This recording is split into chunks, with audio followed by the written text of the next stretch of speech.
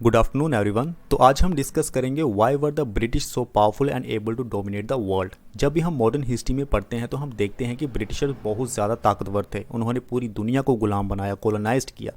ऐसा करने में वो कैसे सफल हो गए, ये एक बहुत बड़ा प्रश्न हमारे सामने है। तो इन सब चीज़ों का हम वन बाय वन डिस्कस करेंगे, क्योंकि ब्रिटिश एम्पायर का ताकतवर बनना, इसके पीछे बहुत सारे फैक्टर्स रिस्पॉन्सिबल थे, बहुत सारी परिस्थितियां इसमें शामिल थी।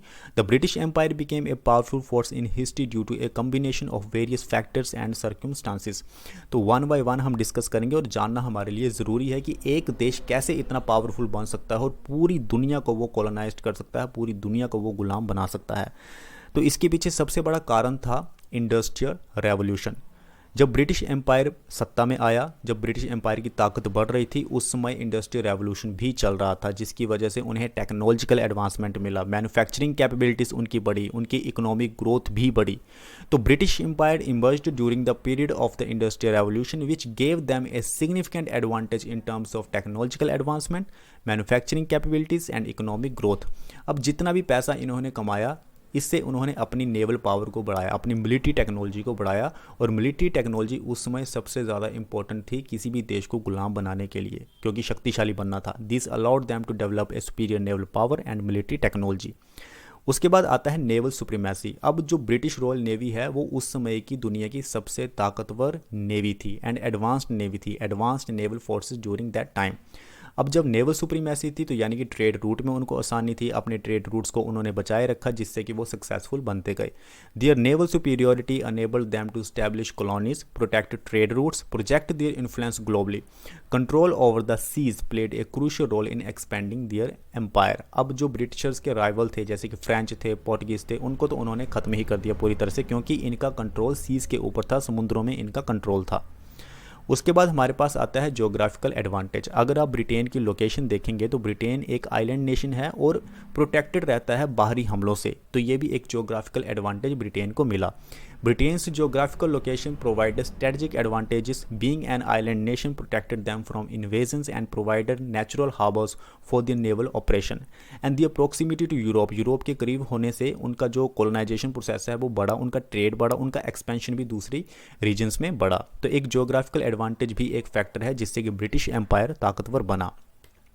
उसके बाद हम देखते हैं पॉलिटिकल स्टेबिलिटी। अगर हम कंपैरिजन करें political stability of A French, Portuguese, Spanish and British, तो हम देखते हैं कि सबसे ज़्यादा जो पॉलिटिकल स्टेबिलिटी थी वो हमें ब्रिटेन में देखने को मिलती थी।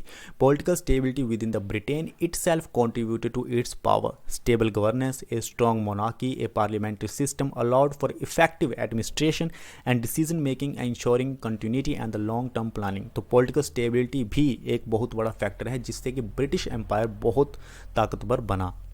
उसके बाद हमारे पास आता है इकोनॉमिक डोमिनेंस। अब ब्रिटिशर्स का जो इकोनॉमिक डोमिनेंस है वो हर जगह बढ़ने लगा, हर जगह दिखने लगा। The British empire's economic strength was driven by their colonial possessions and extensive trade networks.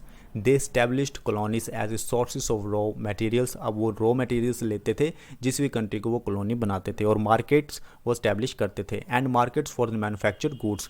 Their control over key resources such as cotton पे उनका कंट्रोल था, tea, spices, gave them a significant economic advantage, और वो बहुत rich हुए और उनकी ताकत बढ़ती गई। तो इकोनॉमिक डोमिनेंस भी एक फैक्टर है। उसके बाद आता है मिलिट्री सुपीरियोरिटी। अब ब्रिटिश के पास well trained disciplined armed forces थी, और आर्म्ड फोर्सेस की सहायता की जाती है अपनी कॉलोनीज को प्रोटेक्ट करने के लिए, और अपनी कॉलोनीज को प्रोटेक्ट किया उन्होंने अपनी अच्छी आर्म्ड फोर्सेस की सहायता लेके। तो मिलिट्री सुपीरियोरिटी भी एक रेस्पॉन्सिबल फैक्टर है ब्रिटिश एम्पायर को ताकतवर बनाने में, which played a vital role in establishing and maintaining their empire. Their military strategies, advanced weaponry and organisational structure enabled them to conquer and control vast territories. उसके बाद हमारे पास आता है डिवाइड एंड रूल पॉलिसी, जो कि सबसे अच्छी policy थी ब्रिटिश की, कि फूट डालो और शासन करो। The British empire effectively employed the divide and rule policy, exploiting the existing rivalries and division among the local populations in colonized regions. उन्होंने लोगों को डिवाइड किया, हिंदू मुस्लिम में उन्होंने डिवाइड किया, जात पात में उन्होंने लोगों को डिवाइड किया, और उन्हें आसानी हो गई किसी भी देश पे रूल करने में। This strategy helped them to maintain control and suppress the resistance movements. उसके बाद आता है टाइमिंग एंड सर्कमस्टांसेस, यानी कि ब्रिटिशर्स की किस्मत बहुत अच्छी थी। British empire rise to power coincided with a period of global exploration. जब ग्लोबल एक्सप्लोरेशन का प्रोसेस चल रहा था, कॉलोनाइजेशन का प्रोसेस चल रहा था, एक्सपेंशन का प्रोसेस चल रहा था, उस समय ब्रिटिश एम्पायर सत्ता में आ रहा था, उनकी ताकत बढ़ती जा रही थी।